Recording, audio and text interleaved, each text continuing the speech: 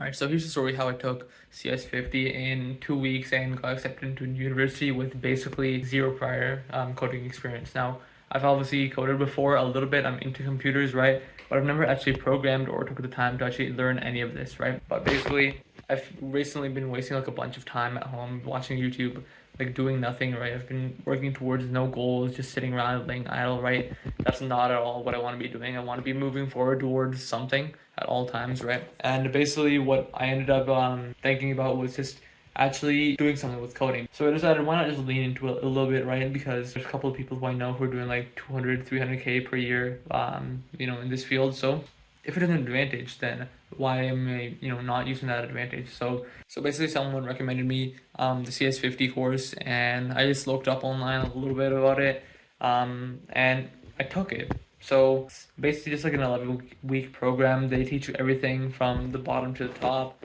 But basically I took that, I completed the 11-week program in 2 weeks, and then applied to some, I've been applying to some universities, right? And for the application on one of them, I just put that in, right? Because that was something I just did.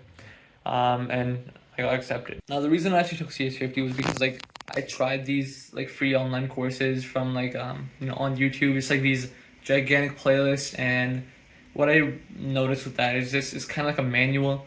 They show you everything there is to know about the actual like programming language, but they don't actually teach you much, right? You don't learn anything from them. There's no projects, there's nothing to actually code yourself. There's nothing to wrap your brain around. Now with CS50 they teach you everything from the bottom up, which I really liked. So I'll quickly show that on my computer. Alright, so what I really liked was like it's taught from the bottom up, and you learn exactly about computers and how they actually work, and what computer science actually is now and how it affects things in the computer. So we basically start out with binary, and then we have machine code, which is also like ones and zeros, right?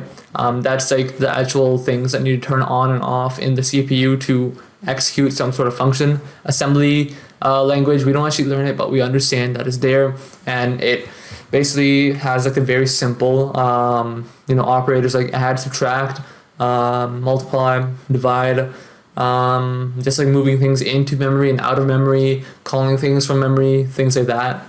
Then we have a low level language, which is something like C, and basically what that lets you do is it lets you allocate memory to something and free memory from something. It lets you to actually manipulate that memory. It lets you have pointers, which basically point to an address in memories. Then we have things that go up a little bit higher into like a high level language, where we don't have to worry about like allocating space or memory or freeing that and stuff, right? Because there's memory leaks and a whole bunch of issues that can happen. This is not as quick as possible to code, but basically what I liked about that is like you can actually learn everything about it. So let's take a look here, right? So let's say here that's your CPU, right? And then we learned that this is what's actually like, it has ones and zeros, right? And this is actually what's like computing things, right? So it has addition, it has subtraction, it has multiplication, it has division, right?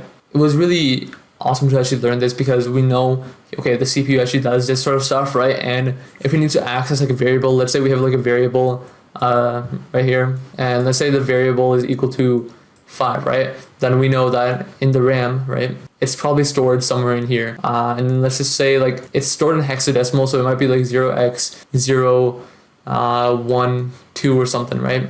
Let's say that's the address. Then this is actually storing the variable 5. And then we can have a pointer, which is basically like in C, there's basically a way to describe a pointer, which is like a star. And let's say star C is a pointer. So it basically stores a value of this address. So instead of storing 5, it stores 0x012. And then we can dereference that and basically access what's inside of here, which is 5. Might be a little bit much of a grasp, but like just knowing these small things actually helps a lot, because you actually know what's happening in the computer, right? What I actually really liked about it, right, they have practice problems, so you can just have like a playground to learn. It's kind of like a review from the lecture. You just learn these small problems, get your brain, to wrap around the concept. You learn the labs that actually they hold your hand a little bit. You explore a little bit about what you actually have to learn in that week's topic. You then have problem sets, which is where you're actually supposed to submit it. I think you also have to submit labs as well, but it's basically something challenging where you actually learn, about like how to program things, and how to solve these problems, right? So they give you an end goal. Here's what you have to do, right? And then they tell you, just based on what you learned in week 0, right? Here's what you have to do to solve that problem. So like get users input, apply some sort of algorithm that makes this happen, just like some of these sort of things, right? The problem set, that's actually what made me learn how to code, because they give you a problem, right? You have an outcome that you want to have the program actually solve, and you have to use your brain and what they taught you to actually put everything together, code that, and a lot of testing, right? But then end up actually making that work.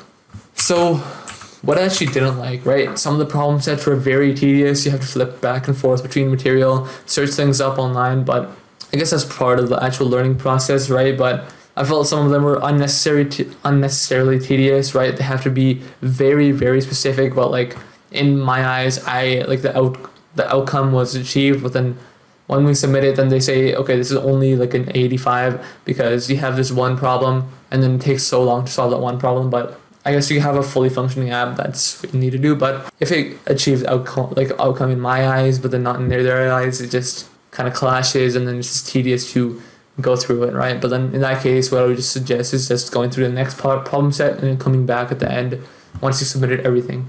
And there's also a lot of information coming in very quick, very fast. They have little like reference to this at the start. They're basically like going through some of these courses from Harvard is basically just like at a water fountain, filling up your water bottle or drinking from a water fountain. It's basically the same thing as putting a fire hose into your face. It's a lot of information, right? And I also fast tracked it, so I did an 11-week course in 2 weeks, right? So that also might be a reason why. Something you might be wondering is, how did I actually do it in 2 weeks, right? So what I did was I watched the lecture in one sitting. I took notes, right? I'll actually show you my notes. So basically how to think to solve a problem, right? These are the underlying things that you have to learn. Pseudocode was basically like English instructions to solve a high-level problem and get the low-level instructions to actually solve it. So like small things like get the user's input, apply this algorithm so that we can store the output of that in a variable, print that variable if this thing happens, or else, then just simply answer that. Just all of these notes, a lot of stuff to actually do, but the main things that you should be taking notes on is like the things like for the programming language. So hello world in C, and then you have this code, and this is what you need to do actually to have this, right? Function. So a little bit about how loops work, so I don't have to always search things up. This is in my notes, and I know I'm doing it in their way, so then you're gonna get that 100 when you actually submit that problem set. But you can probably skip the practice problems if you feel like you actually understood the lecture and you understood. You can do the lab if you feel like you need practice, right? I did a lot of the labs, and it kind of just like opened me up to the idea of like what was taught in that week. So, and then the problem set, right? Use the frameworks in week 0 to actually solve this, right? And then just search up anything else you need for a clarification on that problem set.